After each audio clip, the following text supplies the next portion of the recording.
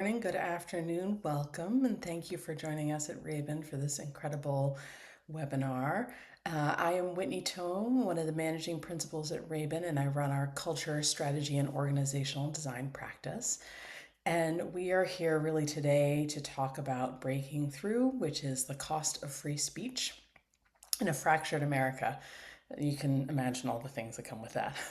But I'll start with just reminding people a little bit about Raben, and then I'll introduce you to our two incredible speakers today. So, first off, for myself and the Raben team, we work a lot on organizations and all of their internal workings. So, whether that be strategy, whether that be your people, whether that be organizational design, we do a lot of those, all those kinds of things to support you and to be the most impactful with your mission and your values as you can be. But we also work interdisciplinary with the other practices at Raben, so our issue campaigns and movements, our strategic communications, and our government affairs team. And so we try to bring all of the services to our clients as best as we can. But today we're going to get down to a topic that's both near and dear to my heart because I actually remember learning all about these things when I was in law school. Constitutional law, the First Amendment, how it works, but also more importantly, in this moment, what does it mean? And to do a sort of starting with a little bit of a refresher on these topics, but then also diving into what does free speech actually mean? What is its expression? When is it protected? When is it not? But also in this moment, how can you really think about the use of both your voice and your organizational's voice in this highly charged political context? And so today I am joined by two incredible people, and I'll give them both a brief bio and then we'll dive in. And the first one is David Cole. He is the Honorable George J. Mitchell Professor in Law and Public Policy at Georgetown Law. He also used to be the former National Legal Director of the American Civil Liberties Union, the ACLU. So he writes and teaches about constitutional law all the time, every day, but also about the freedom of speech, criminal procedure, and is a regular contributor to the New York Review of Books and to The Nation. David received both his bachelor's and law degree from Yale and has litigated many landmark cases before the Supreme Court. And we'll probably hear a lot about that in the next few minutes.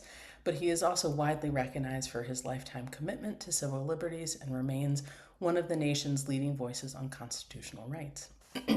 Then he is also joined by Will Creevy. And Will has joined the Foundation for Individual Rights and Expression, better known as FIRE. And Will defends free expression and civil liberties nationwide. As the legal director, he oversees FIRE's legal advocacy and public policy work and has largely spoken on many First Amendment rights across the country and has co-authored the First Things First, a modern course book on free speech fundamentals. And his writings often appear both at the New York Times, Washington Post, and the Atlantic. And he's authored several briefs before the Supreme Court and other federal courts nationwide. Welcome, David, and welcome, Will. Thank you so much. It's an honor. So Thanks. I would love for you all to just like remind us, right? Like I remember teaching a little bit of free speech in like to high schoolers, but it's been a minute. So remind us around what is free speech, what is protected speech, what is unprotected speech, and also things like expression, whether that be, as we know, classically protesting and other things, but also when you use your sort of money and dollars as an expression of your political values. What does all that mean, and what are the current things that are protected in our country? Will, you want to get started, and then I'll Yeah, jump I'll take a first cut at that.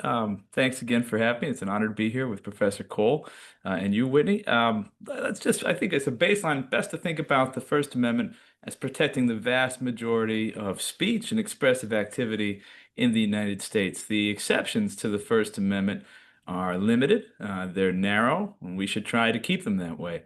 In this country, we have robust expressive rights. And let's see, give a quick primer on some of the things that aren't protected. Violence, never protected.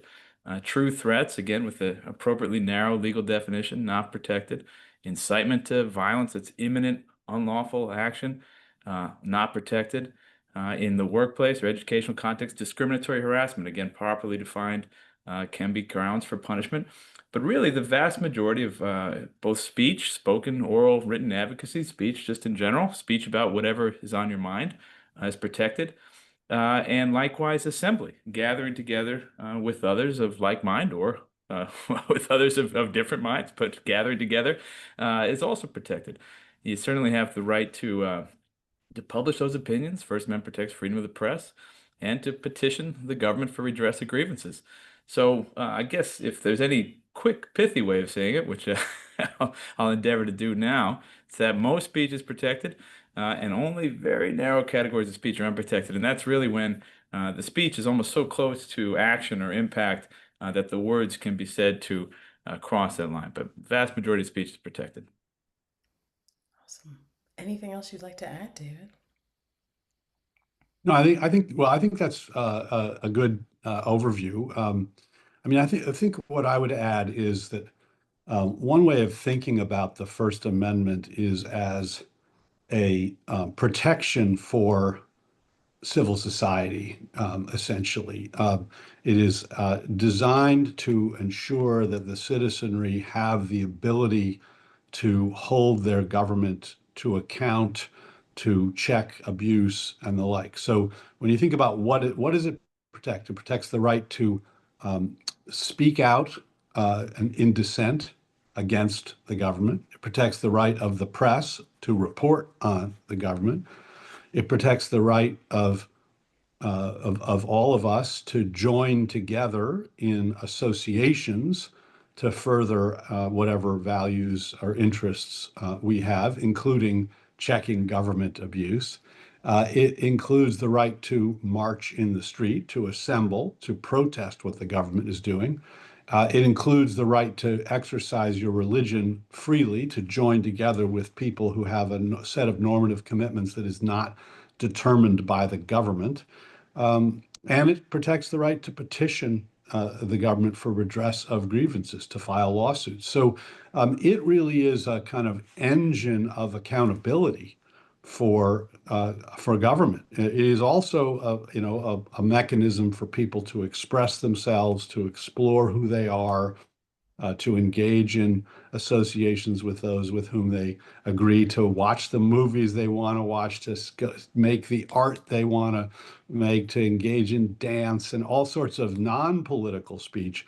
But I think a core function of the First Amendment is, in a way, as part of the system of checks and balances, by protecting the rights of all of us to check the government and to fight and advocate for the things that we believe in. Wonderful. Thank you, David. And thank you, Will. I'd love to drill down a little bit more, and maybe I'll start with you, David, around how the interpretation of the First Amendment has evolved in the last several years or even decade. And especially in the light of increasing right political polarization, challenges to academic freedom, like how is that shifting and changing either the interpretation or not? So I think that the First Amendment's interpretation has changed substantially since its inception, and it initially did not protect a whole heck of a lot of speech. The speech that Will identified was originally not understood as protected, except against prior restraints, licensing requirements to speech, but you could be punished after the fact for all kinds of speech. But over time, various folks, often progressives, fought for their speech rights. Unions were a major player in the early speech cases. Communists and alleged communists were major players. Conservatives were also major players. But eventually, I think we've come to a point where the court has adopted quite stringent restrictions on the government's ability to punish you for what you say, or to restrict what you say, or even to deny funding to you because of what you say, or even to try to encourage others to blacklist you because of what you say. And that has developed through opinions by liberal, moderate, and conservative justices. The court today is a very conservative court, but it is a very strong First Amendment court, strong pro First Amendment court. And, we are now seeing, I think, the most serious challenges to First Amendment freedoms that certainly I've seen in my 40 some year career as a lawyer. I think these challenges are, the only time that we've had more serious challenges have been during wartime. Or the First World War in particular, and the McCarthy era, but major assaults on free speech from the Trump administration targeting those very sectors of civil society that I mentioned the First Amendment is designed to protect. So universities, which are protected by academic freedom, the press, which is protected by the Press Clause, the nonprofit sector, which is protected by the right of association, lawyers, who are protected by the right to petition for redress of grievances. And the Trump administration has gone after each of these in ways that are um, frankly blatant violations of existing First Amendment law. In each instance, virtually every instance where these actions have been challenged in court, they have been held invalid, but the Trump administration is appealing. Notably, notably in these cases, it has not gone to the Supreme Court for a stay on the emergency docket. And I think that's not a happenstance. I think it's they're making judgment calls about which cases they can win before the Supreme Court on the emergency docket and which cases they might well lose.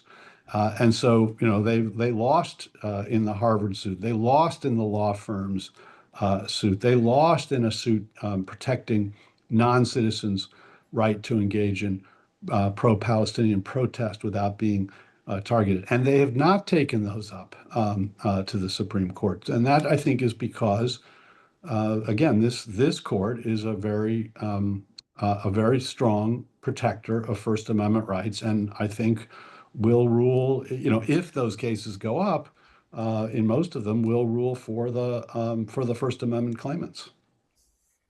Wonderful, David. Thank you. Will, anything you want to add to this? Yeah, I'll jump in just to add that while Professor Cole was speaking, I knocked on wood here and, and hope that Yeah. all that is holds. When my non-lawyer friends ask me how things are going, I say, well, so far the courts are holding, and really long may it last. But I agree in full with all of David's comments. I will say the uh, point David makes about the scope of what's happening now is exactly right.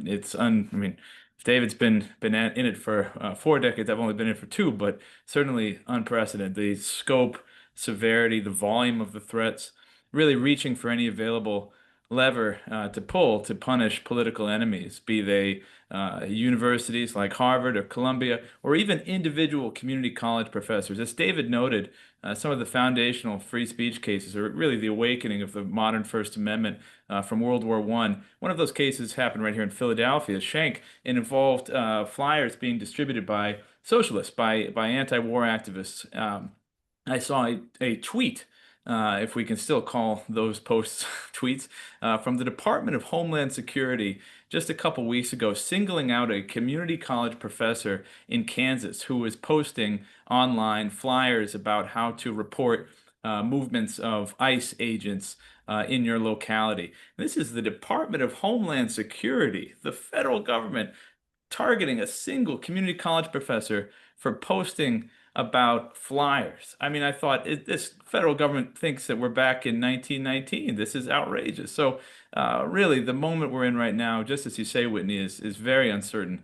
And so far, the courts are holding, and I have faith and work every day here, as David does as well, to make sure that that remains the case. But it is a particularly terrifying moment. So, Will, since you raised it, I'll pull on it a little more, which is like we have, so much more information. We have social media. We have the ability to distort things, to provide misinformation at this point, to outright lie. And just how does that sort of play a function in First Amendment and understanding people's free speech rights? Well, the courts have said, Whitney, and I think rightfully, the Supreme Court in a case called Alvarez, United States v. Alvarez, said that false speech is generally protected. Now, there are some circumstances where that might not be the case. If I'm lying to have somebody else part with their money, if I'm engaged in fraud, that might be something beyond the pale of the First Amendment. But false speech is protected, and I would say there's a good reason for that as well.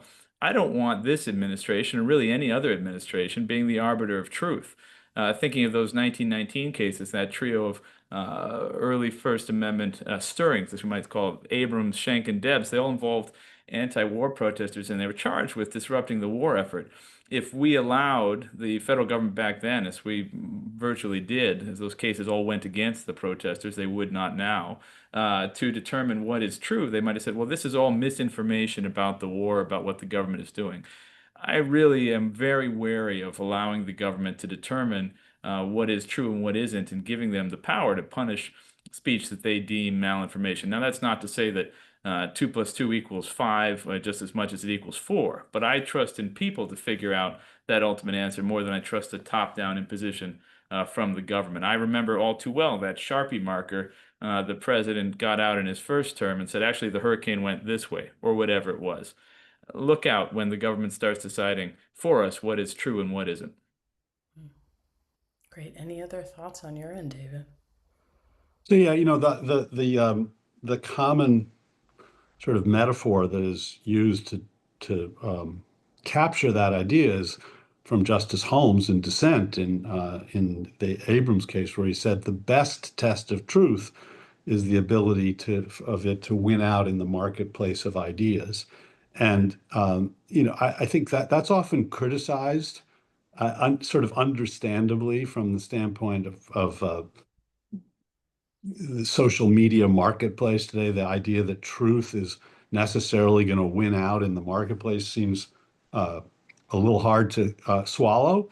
But it's important to note what Holmes said. He didn't say the test of truth is its ability to succeed in the marketplace. He said the best test Right. of truth is its ability to succeed in the marketplace of ideas. That is, it's better than the alternatives, because the alternatives involve, as Will suggested, giving some government official somewhere the power to determine whether what you are saying is true or false or misinformation or disinformation. And that is a very, very dangerous proposition. So it's not the claim for protecting disinformation, misinformation, lies, and the like in general. The claim is not that the market will solve the problem. It's that the marketplace of ideas is the best alternative we have. There is not a better alternative, because all the other alternatives involve empowering the government to make judgments about what is true and false. And if you believe, as I do, that the First Amendment is substantially about checking the government, about holding the government accountable, about empowering the citizenry to hold the government accountable, if you give government officials the power to say, no, that's wrong, that's false, that's misinformation, that's disinformation, we're going to suppress it, well, then you've really cut at the core of what the First Amendment is designed to do. So it's a cost of the First Amendment that we have to tolerate a lot of, pretty nasty, pretty false, pretty misleading stuff, and you can find it on social media every day. Yes. If you point me to a better system, I'd like to see it, because I have not seen one that doesn't create worse risks than what we are currently face. Thank you, Will and David. It just reminds me that, like, all the bots and everything else, like, we need to get control of more and more of those, right? To overwhelm the system with truth as we think about, especially this new age of social media.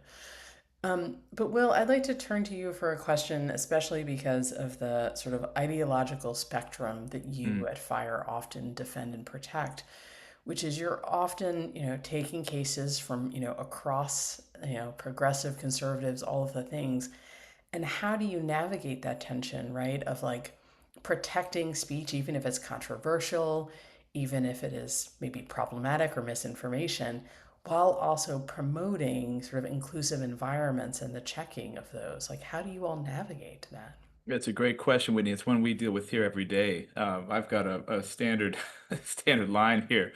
When I meet someone at a party and they say, "What do you do?" I say, "I'm a First Amendment attorney." And boy, people never know what to do with that, right?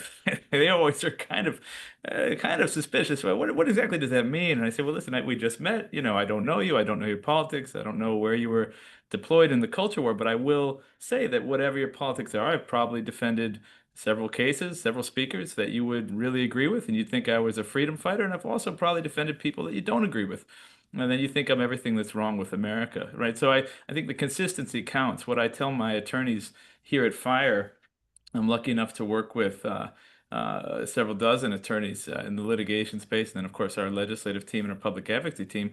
The hardest thing to do is stay in the same place, right? We really just try to defend speech on the merits. If it's, pardon me, not on the merits. If it's protected, we will defend it. The merits of the speech at issue, that's not as much our concern. So once we have that baseline of understanding that when you get here, you will be defending speech that you disagree with, and that's part of, as David put it, and I think the title of the session puts it, the cost of free speech.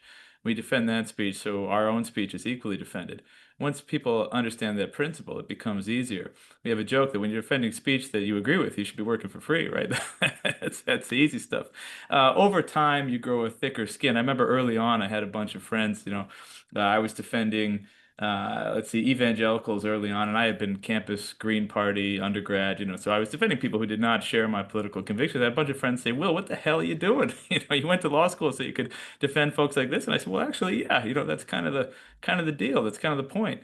It is fun when you defend speech that you don't agree with because it proves to you that you're doing it for the principle of it, right? You establish the principle. I like to tell our young undergraduate interns about the scope of the principle over time. There are cases from the early 80s, which are heartbreaking fact patterns on college campuses when being out in public, when being gay or lesbian was really, really difficult. There's a case from Arkansas where an LGBT student group is applying for $200 to show a film about Stonewall, and the student council rejects them and says horrible things to them.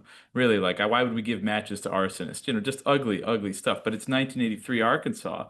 Turns out the administration was leaning on them. Turns out state lawmakers were leaning on them. But they keep fighting and they vindicate their rights in an Eighth Circuit opinion. And that same opinion is then later used by folks on the absolute opposite side of the dial to say, look, if there's one thing the First Amendment means, it means that the government does not get to pick and choose winners on the basis of viewpoint. So I trace for my students all the ways that principle protects groups they may like, groups they may not like, and the importance of fighting for it consistently. So I will leave it there, Whitney, but I will say part of my mission here at Fire is to make sure that every American, again, no matter their political views, backgrounds, lived experiences, can see themselves in at least one case we take on. They say, I might not agree with all that, but that one's for me. So that's what we're trying to do here.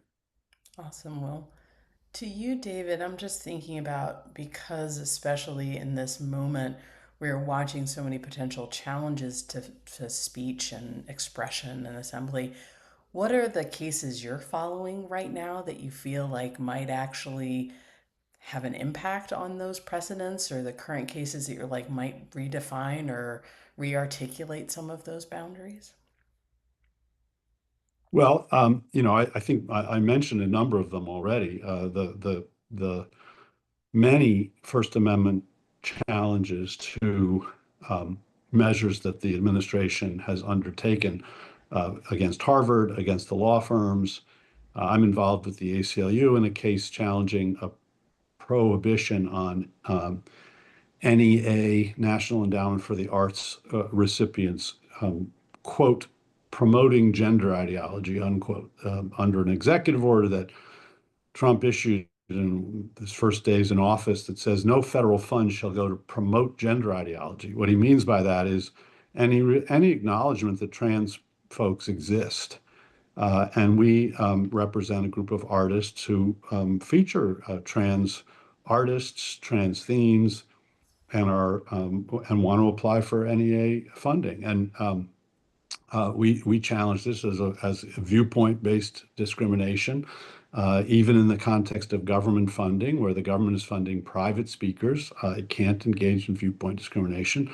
And we prevailed before a Republican appointed judge in Rhode Island. That case is now on appeal. There's a very important case I mentioned earlier about the rights of non-citizens to engage in free speech to the same extent as citizens.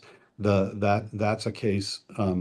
There's a number of them actually, but one of them is a case in Massachusetts challenging the entire campaign of going after foreign national students and seeking their deportation based upon their involvement in pro-Palestinian advocacy. And the argument there is, and the Supreme Court has not ruled on this, is that the First Amendment protects speech. It prohibits the abridgment of freedom of speech, not speakers, but speech. And the Supreme Court has said that because it protects speech, not speakers, it protects even corporations' right to speak freely. Because it doesn't really matter what the source of the speech is. We all have an interest in hearing the speech and in not allowing the government to suppress the speech.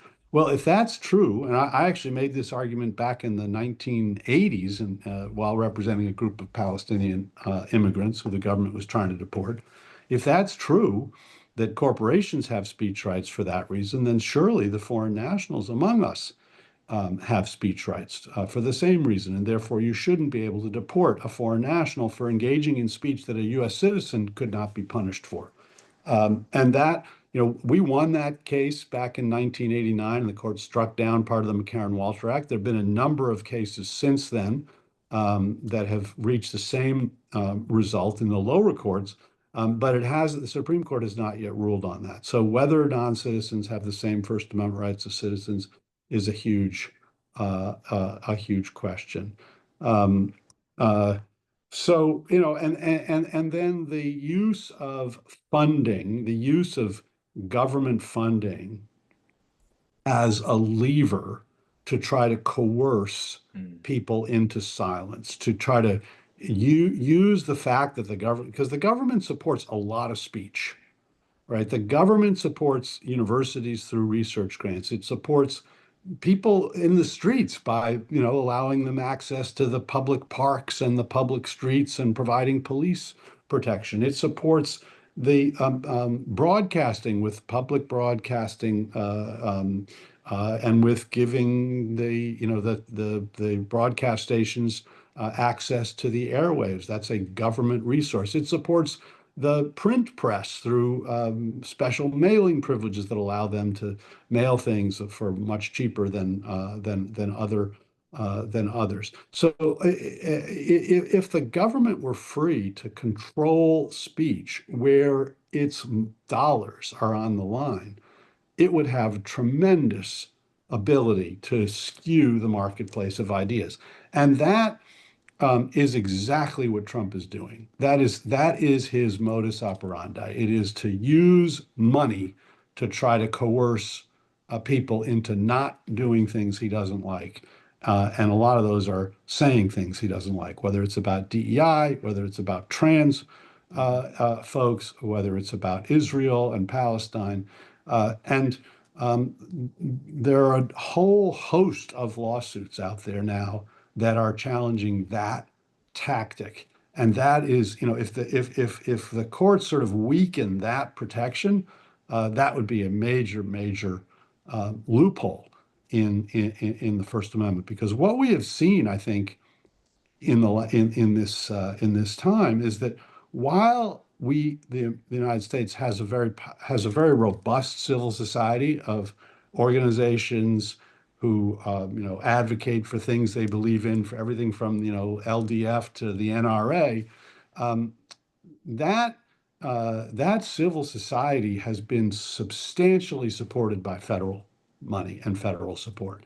And that's partly why we have such a robust civil society. And I think that's critical to the sort of health of our democracy. But it also is a huge vulnerability. And Trump has realized that, and he is using that vulnerability. He's now threatening to go after liberal organizations try to take away their tax status. Well, that is taking away government funding because a tax exemption is essentially a tax subsidy.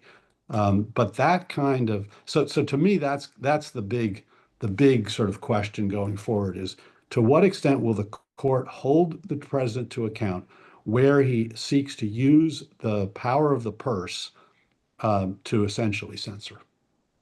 Wonderful, David. Well, thank you so much for that. And I'm going to pull on that question from the audience in part, David, because you sort of referenced it's speech, not the speaker. And really curious if you all have even just thoughts on, the world of social media, but also algorithms, bots. Like, do they also have free speech and First Amendment rights? Or has that, question even not sort of become before courts enough to have any sense of them?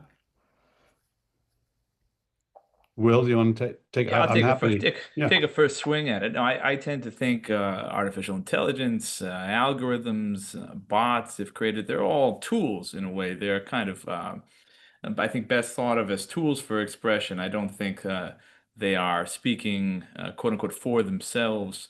I think an algorithm is essentially a fancy, very sophisticated way of arranging books on a bookshelf at this point, and I think that that's part of the editorial discretion properly exercised and properly protected by the First Amendment of a private social media platform, just as a private bookseller would say you may be interested in these books.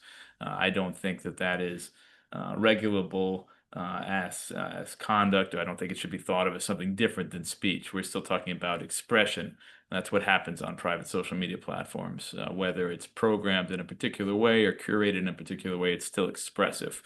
And if you don't like it, you can start your own social media platform, just like the president did when he didn't like the editorial choices made by Twitter and Facebook and others after the attempted insurrection on January 6th. So I tend to think of these things as kind of modern extensions of expressive activity. That's my quick cut at it.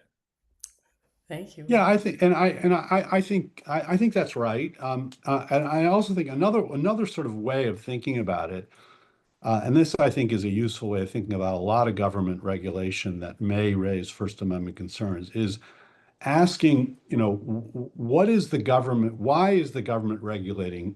What is it seeking to do when it regulates? And when the government is seeking to skew the marketplace, when it is seeking to affect the content of communication, it ought to be restricted by the First Amendment, regardless of the target. So, corporations, a lot of liberals and progressives are like corporations should not have First Amendment rights. People should have First Amendment rights. And I say, a number of things to that. One thing I say to that is, well, oh, does that mean the ACLU doesn't have First Amendment rights? Does that mean fire doesn't have First I say Amendment just rights? the same, David. That's Yeah, yeah. But the absolutely. uh, but the other thing I would say is if corporations literally didn't have First Amendment rights, then the government could enact a law that says no corporation can advocate for Democrats. No corporation can advocate for Republicans. No corporation can criticize the government. And I think we would all recognize that that would be a problem, whatever we think of corporations. And the same thing with AI. If you think, well, AI shouldn't have there shouldn't be speech rights for AI because it's a computer, and yeah, Will says it's speaking for us, but it seems like it's increasingly speaking for itself. Uh, the question is not shouldn't really be is AI a speaker? But is AI generating speech, the control of which by the government would be a concern under the First Amendment? And the answer to that is yes, because otherwise you'd have a world in which it would be permissible for the government to require Facebook to, set its algorithms and its AI programs to never criticize the government. Because, well, if AI and algorithms don't have First Amendment rights, then it's perfectly okay for the government to do that. So I think you look at what is the government regulating? And if there's a regulation of bots or AIs that doesn't involve trying to affect the content of what they communicate, then that seems fine. Transparency rules and the like might be permissible, but any attempt to try to control the content or viewpoint should be just as concerning to us as attempts to control the content or viewpoint of what, any of us say. Wonderful. Thank you for that. It's one of those things that always makes me nervous, right? Of like, what is this world going to hold, especially as my children get older, of like, what does speech look like? What does the speech look like with AI and other things, and how does it get leveraged and used? But going back to your original point around sort of, the truth of, how do we also ensure that the truth is constantly sort of at the center of these conversations? So I'm going to ask one or two more questions, but also continue to welcome the audience to put things in the chat and in the Q&A, and I will ask them shortly. So I might just go back to sort of an earlier comment you made a little bit, Will, around education, and knowing that especially right now, institutions, whether that be curriculum, whether that be academic institutions, universities, colleges, are really starting to seem more restrictive, Hmm. both legislatively and otherwise, when it comes to classroom discussions, curriculum, what they can even say. And just thinking about sort of what is that trajectory right now, but also what are you seeing in the challenges to that restriction? That's an excellent question, Whitney. I'm going to allude to David's point about cases that he's watching. Right now, we are fighting the impact of those executive orders on a number of fronts. And David mentioned the gender ideology, quote unquote, executive order.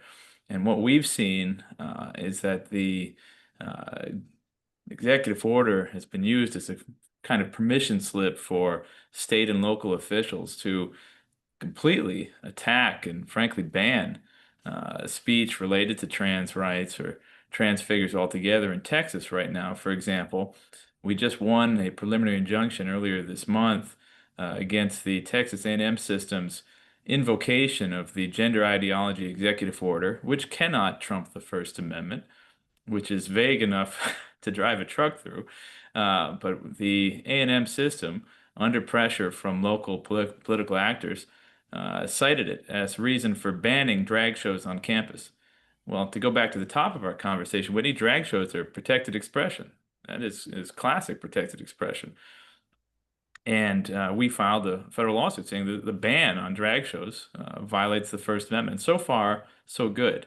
But you can see already, to the point of your question, the contours of what is "quote unquote" appropriate or acceptable on campus are growing narrower, especially in states that are more likely to take the president's invitation to ban such speech. We're also, alongside the ACLU, still waiting for a ruling from the United States Court of Appeals in the 11th Circuit in our challenge, again, parallel to the ACLU suit, to Governor DeSantis's "quote unquote" Stop Woke Act, which listed 8 divisive concepts that teachers were not allowed to discuss fully in their classrooms. Again, that's a tremendous encroachment upon academic freedom, which we had traditionally understood and have understood for 60, 70 years now in this country, to protect the professor's right to explore ideas. In fact, the court has spoken, Supreme Court has spoken about that right in pretty stark language. If you stop professors from exploring, then our civilization will stagnate and die.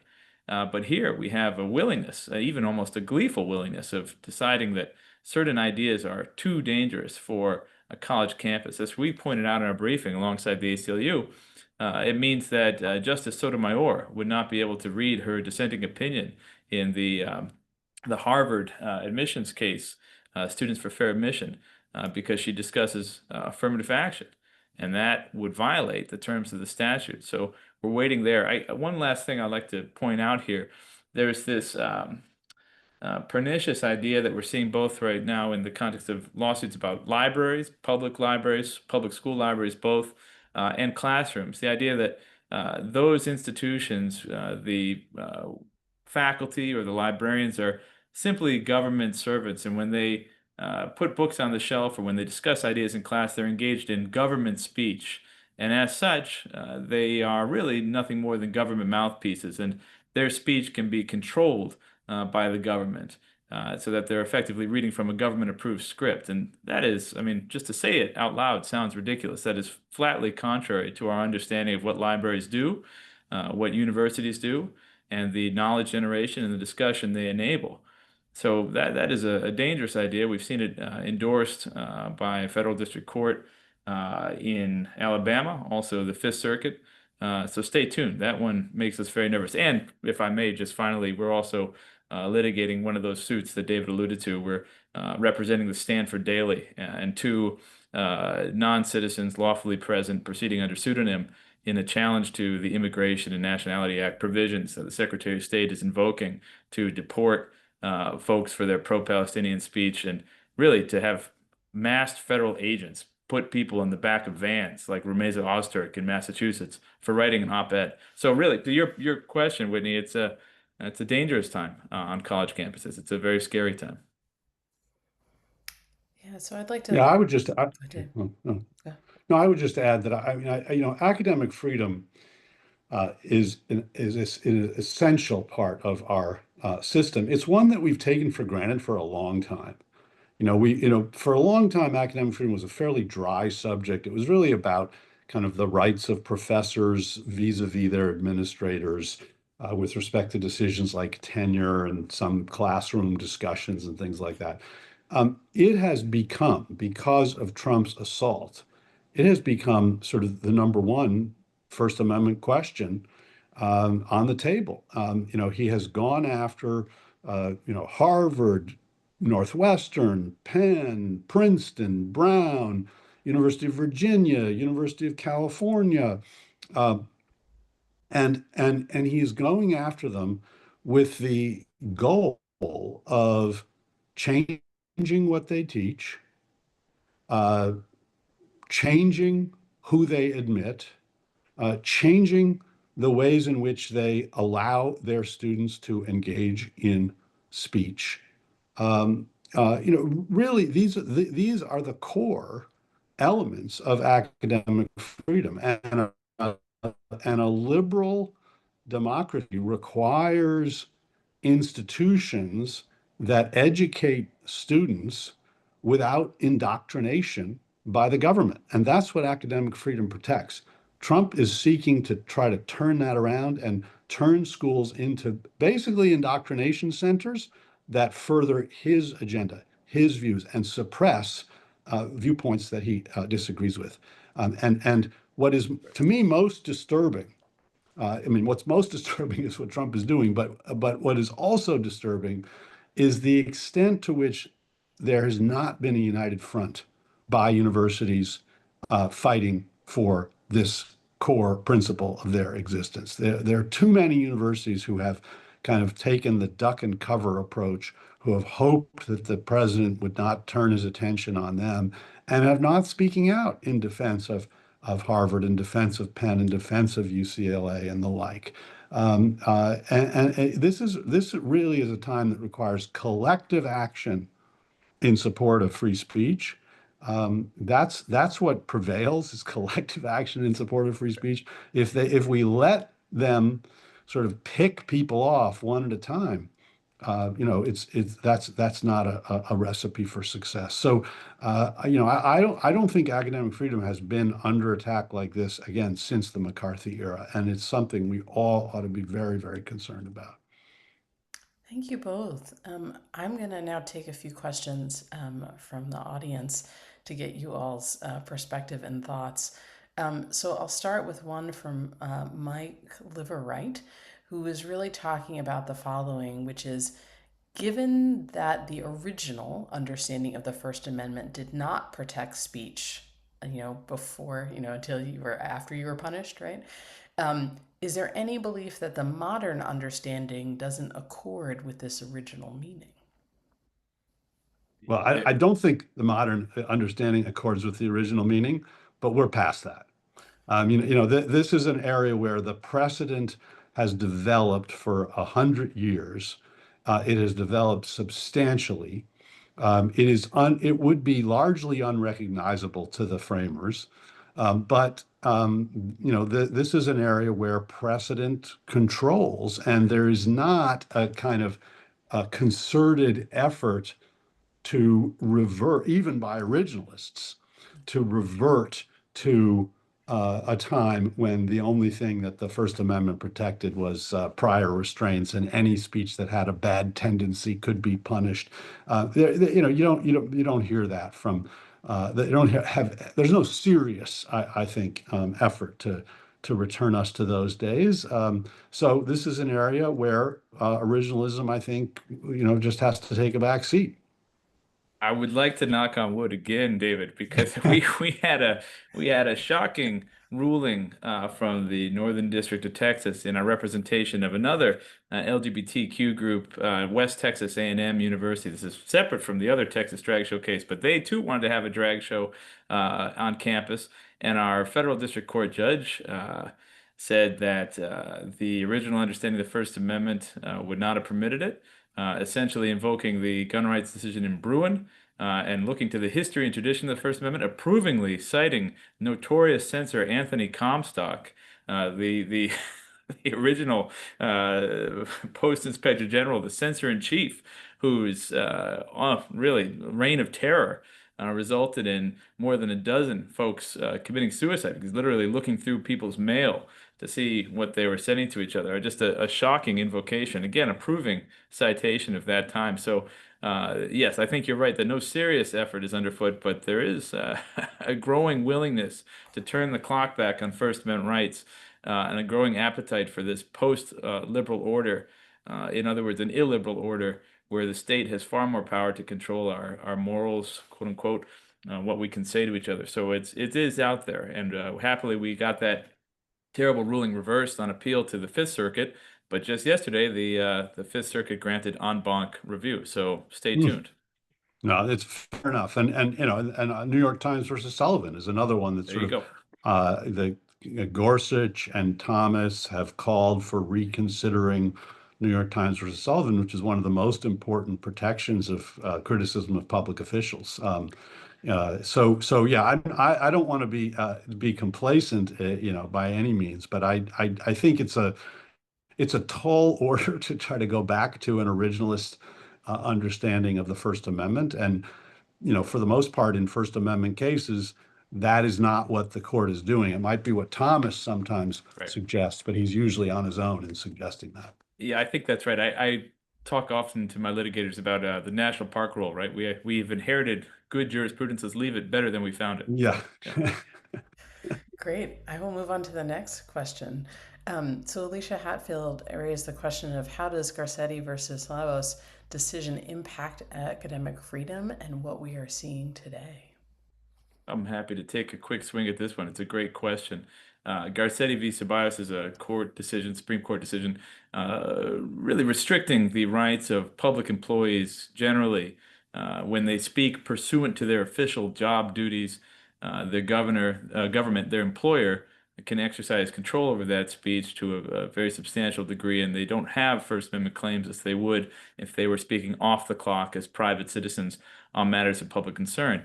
But, Alicia, to your good question, the court did reserve one public employee type out of the millions employed by governments, both state and federal, public university faculty, and said our cases involving academic freedom, which David spoke eloquently about a few minutes ago, suggest that there are some additional constitutional interests for public university faculty. So we will not decide whether or not Garcetti applies to public university faculty in our decision here today, explicitly carving out public university faculty. And so since Garcetti, we've seen lower courts, the appellate courts, wrestle with this question. And I'm trying to remember in the back of my head right now, I think it's five out of the 11 thus far, not counting the District of DC, um, that Court of Appeals of DC that have held that public university faculty are in fact different and that their rights should be analyzed under the standard Pickering balancing, which takes the employee's right to speak on a matter of public concern and balances it against the government employer's interest in efficient and harmonious delivery of services. So we've won some good victories on that front, but the court has not yet revisited. Stay tuned. Great. Anything to add, David? Or No, that was great. awesome. So another really interesting question that is more about sort of the chilling effect than anything else, right? So Rishi Levy is really asking, while these cases move through the courts, what are the chilling effects, and can you speculate about how long it will take, assuming that there's actually a win on a First Amendment case, to reverse the harms that are sort of already done? Well, the chilling effects are, extreme. You see them on college campuses across the country where you really don't see very much protest at all, and you certainly don't see foreign students engaging in protest. And lots of reports of students being afraid even to speak out in class in ways that might be deemed controversial and might be lead to immigration officials seeking to oust them from this country. So no question, there's a big chilling effect. Look at what's happened to DEI, through many sectors across the country. The DEI programs, for the most part, are protected by the First Amendment. They are education about who we are, about the legacies that sort of define us and determine who we are, about implicit bias. Um, Speaking about a legacy of discrimination is not discrimination. It is protected speech. And yet, the administration has gone on the rampage against DEI. And even though its executive orders say that they're targeting DEI, that violates federal anti-discrimination law. And that qualifier is a very significant qualifier because most DEI programs don't violate federal anti-discrimination law. Only if you're under the rubric of DEI, hiring or not hiring or promoting or not promoting on the basis of race or sex, would a DEI program actually violate federal anti-discrimination law? And that's just not what most DEI programs are. Nonetheless, you have corporations, you have universities, you have governments scrubbing their programs of any discussion of DEI out of fear that they will be targeted by this administration, that they might not get grants, they might not get contracts, they might not get the kind of support that they've had. They might come under be investigated by the administration as an enemy. So we are seeing incredible chilling effects, particularly around DEI, which has almost become a kind of a dirty word, or a word you can't say. And that there's no lawful reason for that. It is the government has no authority to tell us that we can't, have DEI trainings. I mean, you might decide that you don't think your DEI trainings are very good or that they're counterproductive. That's, everyone has the right to make that decision. But the government has no right to tell us that we can't engage in this kind of speech. And yet, many institutions have gone the other way. Yeah, just to jump in there, if I may, Whitney, and first of all, let me say hi to Ricky. Ricky's the head of the Woodhull Freedom Foundation that fights for sexual freedom and expression related there too. So, Ricky, your own members know all too well the chilling effect. I will say, I'm sitting here in Old City, Philadelphia, and just behind me that way is Independence Hall. And in recent months, on the orders of the administration, uh, plaques and informational markers about the slaves were involved at the time of the founding. The founders' slave holding have been removed. So my real worry, to add on to everything David has said, which I completely agree with, is that it only takes one generation for history to be effectively forgotten in the popular imagination. If you're visiting Philadelphia today and visiting Independence Hall and the Liberty Bell, you see different things now, or in fact, maybe you don't see things now that you would have seen 4 years ago. Maybe you just visit once, but your understanding of the place, the historical moment, is different. I've got an 8-year-old and 11-year-old, and the point is very real to me that you may only have the child's attention and imagination that once. And the stories that aren't told now, uh, they won't echo in the same way. So I'm very worried about not only the chilling effect on speakers now, but the impact through the years. The stories that aren't told out of fear, cowardice, craven political capitulation, and so forth. So yeah, it's just another dark note. I'm afraid got to summon a little optimism here, but I'm hard pressed to at the moment.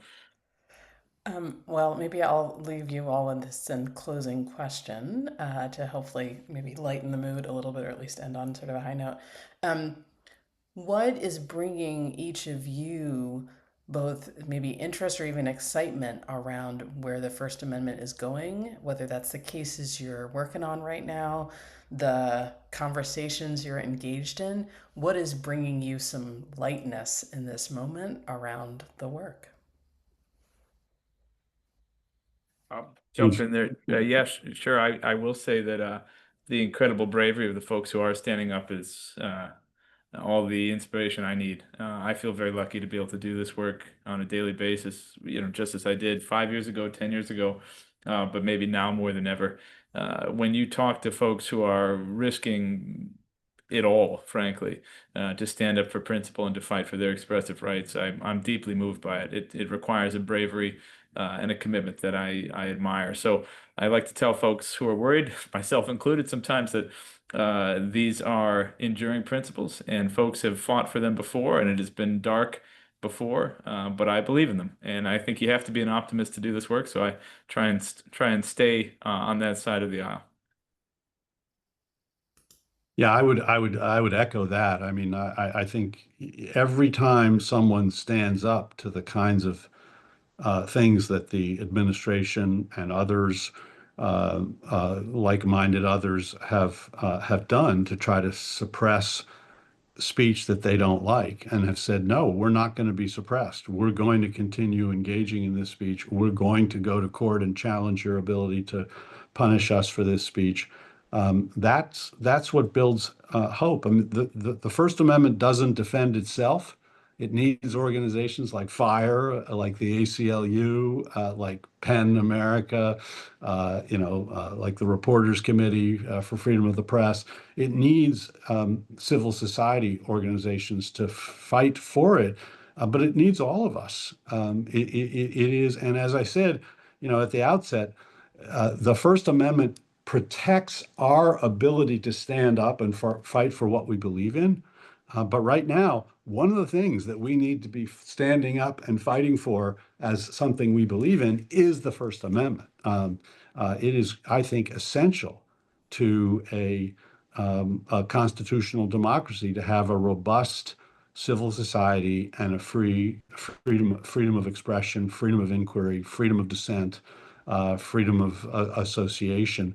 All of those things are at issue now. All of those things are under attack. And what gives me hope is that so many people are rising up and saying, no way, saying, no, this is my right, and I am not going to be silent. I am not going to end my DEI program because of broad threats of the administration. I'm going to take the administration to court. I'm going to speak out and let him go after me if he wants to go after me, because that's what it means to be an American, to stand up for the principles that this country stands for when it is at its best. And that depends on us. Oh, Will, David, thank you so much for this incredible conversation on the First Amendment. First, just refreshing and reminding me of all the pieces, but also the tracking of current cases, what's pending right now, but also how we think about where and how we stand up for those rights, both for the things we care about that are mission driven work, but for the right itself. And so just reminding folks that it's a right only if we defend it, right? And so our job every day, all the time, is to continue to defend it. So thank you so much, both of you. Thank you for the incredible work you have been doing and for the incredible work you continue to do. Just deep appreciation.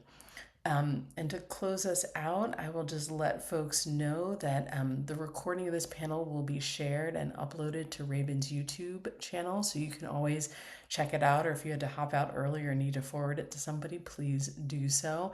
And know that you can always get in touch with us at Raben, whether that's info@raben.co, whether it's our website, our social media, all of those things. We are always willing and ready to help and support you all with the First Amendment stuff, but also anything else. So have a wonderful afternoon, and Will David, thank you again. Thank you so much. Thank, thank you.